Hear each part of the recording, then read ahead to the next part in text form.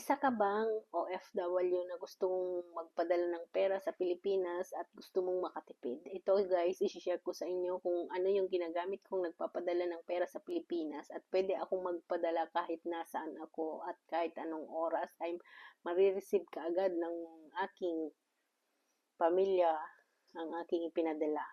So, ito ay isang application sa ating mga mobile at pwede sa Android at saka sa iOS or iPhone. So, ito ay ang TapTap Send. So, ang TapTap Send guys is madaling magpadala sa Pilipinas. Ilang minuto lang marireceive na at kailangan mo lang i-add or i-connect sa iyong ATM. Siyempre, kailangan ng pera ng iyong ATM para magpadala sa Pilipinas. At makakaltas na kaagad sa iyong ATM kung magkano yung ipapadala mo at in a minute, pwede nang ma-receive ng iyong pamilya sa GCash or sa Cebuana.